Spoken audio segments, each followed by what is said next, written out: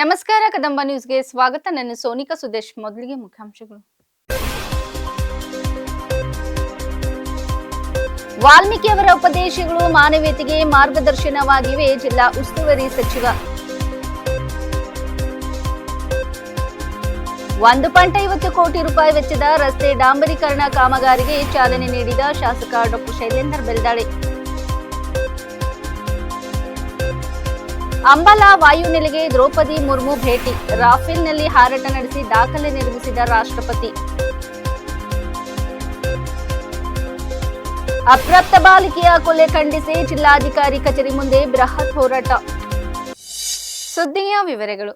ಬಸವಕಲ್ಯಾಣ ನಗರದಲ್ಲಿ ಆಯೋಜಿಸಲಾದ ಆದಿಕವಿ ಮಹರ್ಷಿ ವಾಲ್ಮೀಕಿ ಜಯಂತಿ ಹಾಗೂ ತಾಲೂಕಾ ಮಟ್ಟದ ಟೋಕರೆ ಕೋಳಿ ಸಮಾಜ ಜನಜಾಗೃತಿ ಸಮಾವೇಶ ಕಾರ್ಯಕ್ರಮದಲ್ಲಿ ಜಿಲ್ಲಾ ಉಸ್ತುವಾರಿ ಸಚಿವ ಈಶ್ವರ್ ಖಂಡ್ರೆ ಭಾಗವಹಿಸಿ ಮಾತನಾಡಿದರು.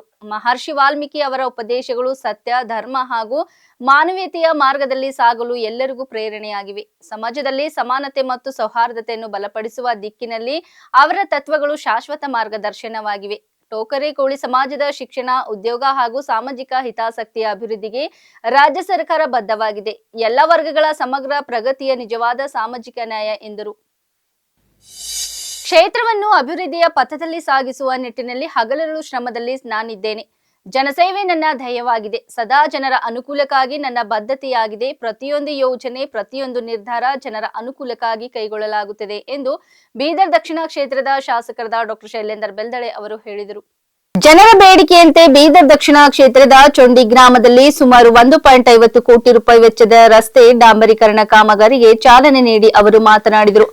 ರಸ್ತೆ ನಮ್ಮ ಜೀವನದ ಒಂದು ಅವಿಭಾಜ್ಯ ಅಂಗವಾಗಿದೆ. ಪ್ರತಿದಿನ ರೈತರು, ಸಾರ್ವಜನಿಕರು, ವಿದ್ಯಾರ್ಥಿಗಳು ಶಾಲೆ, ಕಚೇರಿ, ಮಾರುಕಟ್ಟೆ ಅಥವಾ ಊರಿನ ಬೇರೆ ಭಾಗಗಳಿಗೆ ಹೋಗಲು ರಸ್ತೆ ಅತ್ಯಂತ ಅವಶ್ಯಕವಾಗಿದೆ. ರಸ್ತೆ ಸಂಚಾರವನ್ನು ಸುಗಮಗೊಳಿಸುವುದರ ನಿಟ್ಟಿನಲ್ಲಿ ಕಾಮಗಾರಿ ಹಂತ ಹಂತವಾಗಿ ಚಾಲನೆ ನೀಡಲಾಗುತ್ತಿದೆ. ರಸ್ತೆಗಳ ನಿರ್ಮಾಣದಿಂದ ಗ್ರಾಮ ಮತ್ತು ನಗರಗಳ ನಡುವೆ ಸಂಪರ್ಕ ವೃದ್ಧಿಯಾಗುತ್ತದೆ. ರೈತರು ತಮ್ಮ ಬೆಳೆಗಳನ್ನು ಮಾರುಕಟ್ಟೆಗೆ ತಲುಪಿಸಲು ಸುಲಭವಾಗುತ್ತದೆ. ವಿದ್ಯಾರ್ಥಿಗಳು ಶಾಲೆಗಳಿಗೆ ಸಮಯಕ್ಕೆ ತಲುಪಬಹುದು. ರೋಗಿಗಳು ಆಸ್ಪತ್ರೆಗೆ ತ್ವರಿತವಾಗಿ ಹೋಗಬಹುದು. ಈ ರೀತಿಯಾಗಿ ರಸ್ತೆ ಸಮಾಜದ ಆರ್ಥಿಕ, ಶೈಕ್ಷಣಿಕ ಮತ್ತು ಸಾಮಾಜಿಕ ಅಭಿವೃದ್ಧಿಗೆ ಮಹತ್ವದ ಪಾತ್ರ ವಹಿಸುತ್ತದೆ. ಹೀಗಾಗಿ ರಸ್ತೆ ನಿರ್ಮಾಣಕ್ಕೆ ಹೆಚ್ಚಿನ ಆದ್ಯತೆ ನೀಡಬೇಕು ಎಂದು ತಿಳಿಸಿದರು.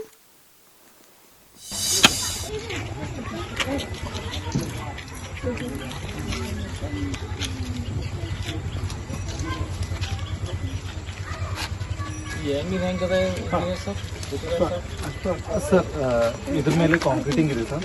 ಅದಾದ್ಮೇಲೆ BT ರೋಡ್ ಏನಿದೆಯಲ್ಲ ಅಲ್ಲಿಂದ 1.3 ಕಿಲೋಮೀಟರ್ ವರೆಗೆ ಸ್ಕ್ಯಾರಿಫೈನ್ ಮಾಡಿ ಹೊಸ ರೋಡ್ ಈ ಕಡೆ ಸರ್. ಈ ಕಡೆ 1.3 ಕಿಲೋಮೀಟರ್.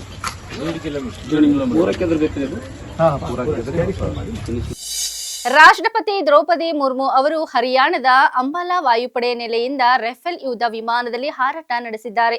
5 ತಿಂಗಳ ಹಿಂದೆ ಪಹಲ್ಗಾಮ್ ದಾಳಿಗೆ ಪ್ರತೀಕಾರ ತೀರಿಸಿಕೊಳ್ಳಲು ಭಾರತ ಆಪರೇಷನ್ ಸಿಂಧೂರ್ ಅನ್ನು ಪ್ರಾರಂಭಿಸಿದಾಗ ಈ ವಾಯುಪಡೆಯ ನೆಲೆಯಿಂದ ರಫೇಲ್ಗಳು ಗಡಿಯುದ್ದಕ್ಕೂ ಭಯೋತ್ಪಾದಕ ಶಿಬಿರಗಳನ್ನು ನಾಶ ಮಾಡುವ ಕಾರ್ಯಾಚರಣೆಯೊಂದಿಗೆ ಹೊರಟಿದ್ದವು. ನವದೆಹಲಿಯ ಭಯ ಉತ್ಪಾದನಾ ವಿರೋಧಿ ಸಂದೇಶವನ್ನು ತಲುಪಿಸುತ್ತಿದ್ದವು.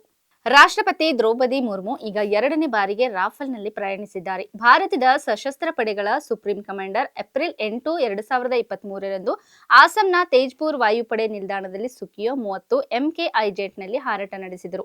ಮುರ್ಮು ಅವರಿಗಿಂತ ಮೊದಲು ಮಾಜಿ ರಾಷ್ಟ್ರಪತಿಗಳಾದ APJ ಅಬ್ದುಲ್ ಕಲಾಂ ಮತ್ತು ಪ್ರತಿಭಾ ಪಾಟೀಲ್ ಪುಣೆ ಬಳಿಯ ಲೋಹೆಗಾಂವ್ನಲ್ಲಿ ಸುಖಿಯೋ 30 MKIನಲ್ಲಿ ಹಾರಾಟ ನಡೆಸಿದರು. ಫ್ರೆಂಚ್ ಏರೋಸ್ಪೇಸ್ ದೈತ ಡಸಾಲ್ಟ್ ಏವಿಯೇಷನ್ ತಯಾರಿಸಿದ ರಫೇಲ್ ಅನ್ನು ಭಾರತೀಯ ರಾಷ್ಟ್ರಪತಿಯೊಬ್ಬರು ಹಾರಾಟ ನಡೆಸುತ್ತಿರುವುದು ಇದೇ ಮೊದಲ ಬಾರಿಯಾಗಿದೆ. ರಫೇಲ್ಗಳು 2020ರಲ್ಲಿ ಅಂಬಾಲಾದ ವಾಯುಪಡೆ ನಿಲ್ದಾಣದಲ್ಲಿ ಭಾರತೀಯ ವಾಯುಪಡೆಯ ನೌಕಾಪಡೆಗೆ ಸೇರಿದವು. ಇವು 17ನೇ ಸ್ಕ್ವಾಡ್ರನ್ ಗೋಲ್ಡನ್ ಆರೋಸೆನ್ ಭಾಗವಾಗಿದೆ.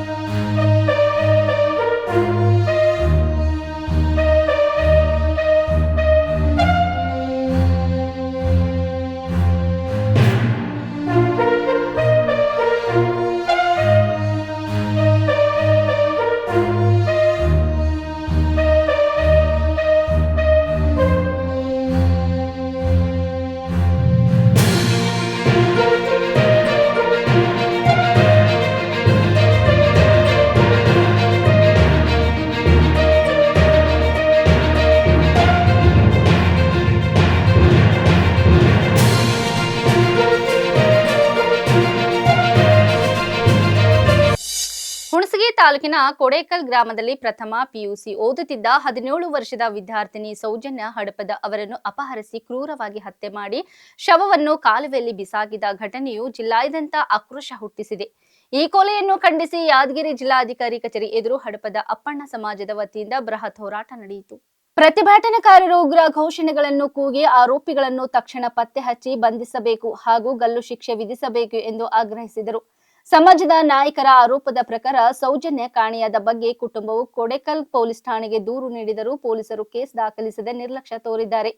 ಇದರಿಂದಲೇ ಈ ದುರ್ಘಟನೆ ಸಂಭವಿಸಿದೆ ಎಂದು ಅವರು ಖಂಡಿಸಿದರು. ಕರ್ತವ್ಯ ನಿರ್ವಹಣೆಯಲ್ಲಿ ನಿರ್ಲಕ್ಷ್ಯ ತೋರಿದ ಅಧಿಕಾರಿಗಳನ್ನು ಕೂಡಲೇ ಅಮಾನತು ಮಾಡಬೇಕು ಎಂದು ಪ್ರತಿಭಟನಾಕಾರರು ಒತ್ತಾಯಿಸಿದರು. ಪ್ರತಿಭಟನೆಯ ನಂತರ ಸಮಾಜದ ಪ್ರತಿನಿಧಿಗಳು ಜಿಲ್ಲಾಧಿಕಾರಿಯ ಮೂಲಕ ರಾಜ್ಯದ ಮುಖ್ಯಮಂತ್ರಿ ಸಿದ್ದರಾಮಯ್ಯ, ರಾಜ್ಯಪಾಲರು, ಗೃಹ ಇಲಾಖೆ, ಮಹಿಳಾ ಮತ್ತು ಮಕ್ಕಳ ಕಲ್ಯಾಣ ಇಲಾಖೆ ಹಾಗೂ ಜಿಲ್ಲಾ ಉಸ್ತುವಾರಿ ಸಚಿವರಿಗೆ ಮನವಿ ಪತ್ರ ಸಲ್ಲಿಸಿದರು. ಈ ಹೋರಾಟದಲ್ಲಿ ಯಾದಗಿರಿ ಜಿಲ್ಲಾ ಅಧ್ಯಕ್ಷ ಡಾಕ್ಟರ್ ಮಲ್ಲಿಕಾರ್ಜುನ್ ಹಡಪದ ಕುಳಗೇರೆ ಅವರ ನೇತೃತ್ವದಲ್ಲಿ ನೂರಾರು ಹಡಪದ ಅಪ್ಪಣ್ಣ ಸಮಾಜದ ಸದಸ್ಯರು ಭಾಗವಹಿಸಿದರು. ಸಮಾಜದ ಗಣ್ಯ ನಾಯಕರಾದ Iranna C Hadapada, Basavaraj Hadapada, Ayyanna Hadapada, Mallikarjun B Hadapada, Sugur N, Mallikarjun Hadapada, Thippanna Hadapada, Sidram, Ramesh Kolur, Revan Sidda Hadapada, Malagatti ಸೇರಿದಂತೆ ಸಮಾಜದ ಅನೇಕ ಮುಖಂಡರು ಉಪಸ್ಥಿತರಿದ್ದರು.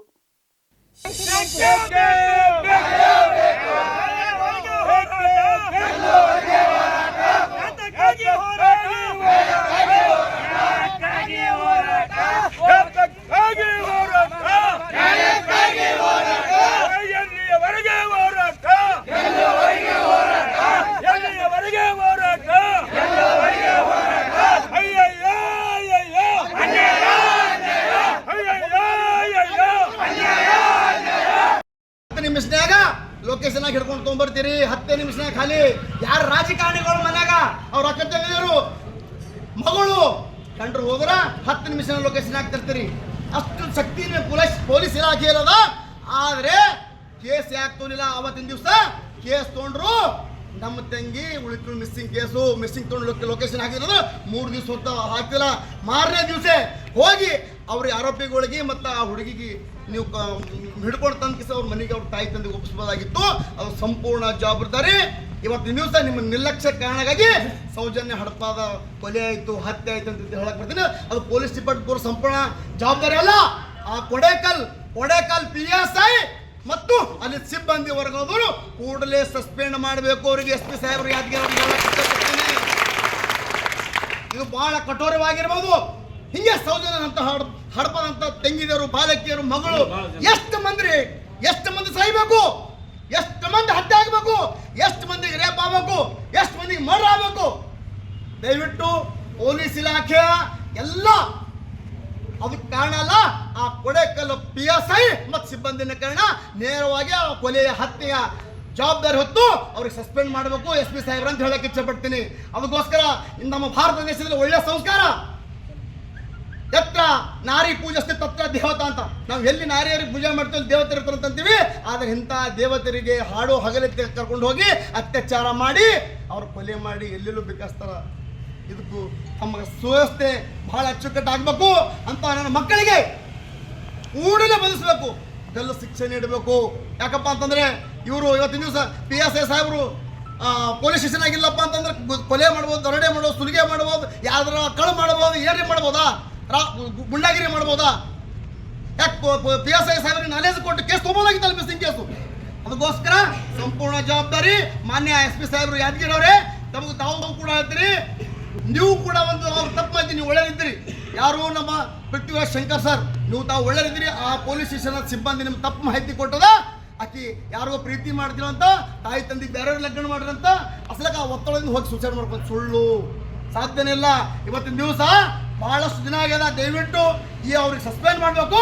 ಮತ್ತು ಎರಡನೇದಾಗಿ ಈ ಒಂದು ಆರೋಪಿ ನನ್ನ ಮಕ್ಕಳಿಗೆ, ಲೋಫಾರ್ ನನ್ನ ಮಕ್ಕಳಿಗೆ ಅವರಿಗೆ ಕೂಡಲೇ ಬಂಧನೆ ಮಾಡಿ ಜೈಲು ಶಿಕ್ಷೆ ಮಾಡಬೇಕು. ಯಾಕಪ್ಪ ಅಂದ್ರೆ ಇದನ್ನು ಢೀಲ ಬಿಟ್ಟರಪ್ಪ ಅಂದ್ರೆ ಇವತ್ತು ಶಣಪ್ಪ ಹಡಪದ ಮಗಳು ಸೌಜನ್ಯ ಸುತ್ತ ನಾಳೆಗೆ ನಿಮ್ಮ ಮನೆಯಾಗ ನಿಮ್ಮ ಅಕ್ಕ ತಂಗಿದ್ರೆ ಯಾರಿಗೆ ತೊಗೊಂಡು ಹೋಗ್ಬೋದು ಅಂತ ಹೇಳಕ್ಕೆ ಇಚ್ಛೆ ಪಡ್ತೀನಿ. ಅದು ಆಗ್ಬಿಟ್ಟಂದ್ರೆ ಅಂತ ಆ ಕಳ್ಳನ ಮಕ್ಕಳಿಗೆ, ಕೊಲೆಗಡಕರಿಗೆ ಶಿವ ಸ್ವಪ್ನ ಆಗ್ಬೇಕಂದ್ರೆ ನೀವು ಪೊಲೀಸ್ ಡಿಪಾರ್ಟ್ಮೆಂಟ್ ಕಾರಣದ ದಯವಿಟ್ಟು ಕೂಡಲೇ ಬಂಧನ ಮಾಡಿ, ನಿಷ್ಪಕ್ಷಪಾತವಾಗಿ ತನಿಖೆ ಮಾಡಿ, ಉನ್ನತ ಮಟ್ಟದ ತನಿಖೆ ಮಾಡಿ, ಕೂಡಲೇ ನಮ್ಮ ಕಳ್ಳನ ಮಕ್ಕಳನ್ನು ಹಿಡಿತಂದು ಅವರಿಗೆ ನೀವು ಗಲ್ಲು ಶಿಕ್ಷೆ ಕೊಡ್ತೀರಿ ಕೊಡ್ರಿ, ಇಲ್ಲದ ಗಾಂಧಿ ಸರ್ಕಲ್ ತಂದುಬಿಟ್ಟು ಕಲ್ಲಿ ಹೊಡೆದು ಸಾರ್ವಜನಿಕರು ಸತ್ತು ಹೊಡಿತಾರೆ. ಇನ್ನು ಇಂಥ ಒಂದು ಕೃತ್ಯ ಮಾಡಬೇಕಂದ್ರೆ ಅವರಿಗೆ ಸೌಜನ್ಯ ಅರ್ಪಣೆ ಕೊಲೆ ಆದದ್ದಕ್ಕಾಗಿ ಜಿಲ್ಲೆಯಾದ್ಯಂತ ನಮ್ಮ ಎಲ್ಲ ಸಮಾಜದ ಜನರಿಗೆ ನೋವುಂಟಾಗಿದ್ದು, ಅದಕ್ಕೋಸ್ಕರ ನಾವು ಮನನೊಂದು ಅಲ್ಲಿ ನಮ್ಮ ಕೊಡೇಕಲ್ ಸ್ಟೇಷನ್ದಲ್ಲಿ ಸರಿಯಾಗಿ ನಮಗೆ ಸ್ಪಂದಿಸದೇ ಇರೋದ ಕಾರಣ ಅದಕ್ಕೋಸ್ಕರ ನಾವು ಪ್ರತಿಭಟನೆ ಮಾಡಬೇಕಾಗಿತ್ತು.